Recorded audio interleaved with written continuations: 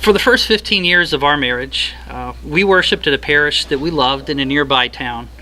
I was active in the choir, and Toni served in the mom's ministry. She was a catechist. All of our children were baptized there.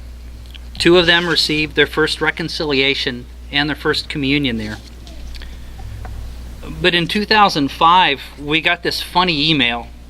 It looked like it had been forwarded around Oviedo about 17 times already by the time it got to us. And it announced that there was going to be Most Precious Blood Catholic Church starting in Oviedo. Literally, I giggled with joy. We had been praying for years that Oviedo would get its own parish. We joined MPB right away, excited to finally have our own Catholic church here in the place where we had chosen to raise our family. Most Precious Blood immediately felt like home. We saw so many friends and neighbors here, some who we had not even known were Catholic. At school, at Publix, Scouts, the ball fields, even UCF football games, we encountered so many of the same faces we saw at Mass. This was something I hadn't encountered since growing up at St. Helen's Catholic Church in Lauderdale Lakes. I was happy that my own family could now experience this. And we made so many more new friends here as well. In the rite of baptism, we're reminded that as parents, we are the primary educators of our children in the faith. From the beginning, this parish has been a place where we know our children are safe, looked after, catechized in the faith, and affirmed as children of God, reinforcing what we are teaching and trying to teach at home. It's been said that it takes a village to raise a child. Most Precious Blood is that village and more. My parents also chose to move to MPB. They immediately found and made friends here. It comforts me to know that they are surrounded by close church friends who look after them at times that I cannot. We're grateful for the way MPB has provided a wide and faith-filled environment where our whole family's faith is nurtured. Bible studies for us, for our kids, even opportunities to learn together, like watching a movie about St. Augustine after one of the potluck dinners. And each of our children has encountered a catechist somewhere along the way who really touched them. 2 even asked former catechists to sponsor them for confirmation. We remember how from the earliest days, Sukar Pinsky was organizing vacation Bible schools, not just in the summer, but Christmas and Easter too, right?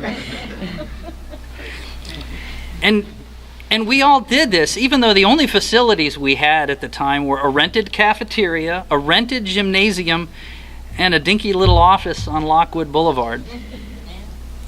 Our younger children loved attending VBS, and our older children loved serving at VBS. Youth group mission trips have made a deep impact on our older children. Joanna enjoyed them so much that this summer, as a college senior, she applied to go on a UCF-sponsored trip to help some farmers in Nicaragua. Imagine our delight when she telephoned us one day from a remote farm to say not only had she found a way to get to Mass in the village on Sunday morning, she took several of her peers along with her, some who hadn't been to Mass in more than 10 years. That's the kind of faith and joyful witness that Most Precious Blood has fostered in our family.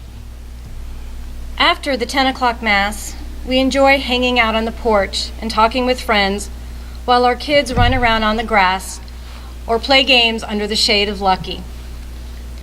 And how about those fish fries during Lent?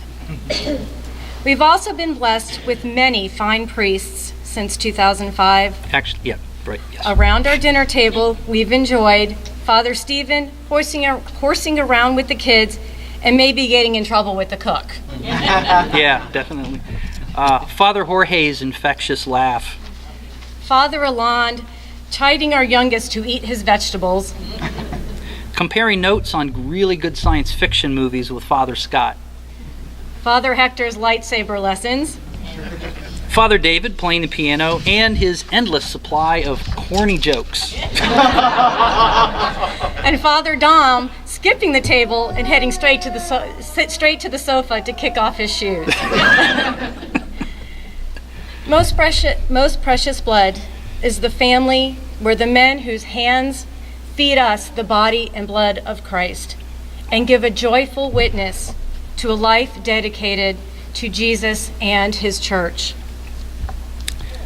I want to tell you just briefly about a grace-filled moment I experienced several years ago on one of our high school retreats. I was along to help provide music for the weekend and maybe, just maybe, get a little bit of sleep as a chaperone in the boys' dorm. On Saturday night, the kids were gathered together for adoration. After an hour filled with periods of incense, singing, and silence, the priest carried Jesus in the Blessed Sacrament around the room. He lingered in front of each teenager to bless them.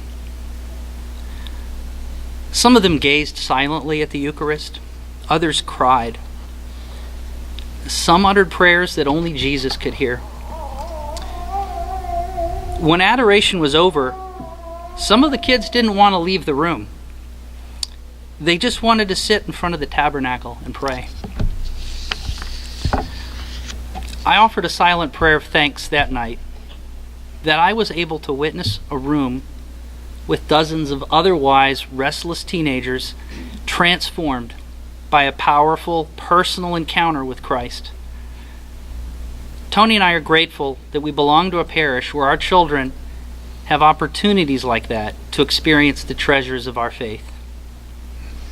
Most Precious Blood Catholic Church is a community where we receive so many gifts: comfort, help, encouragement, and friendship.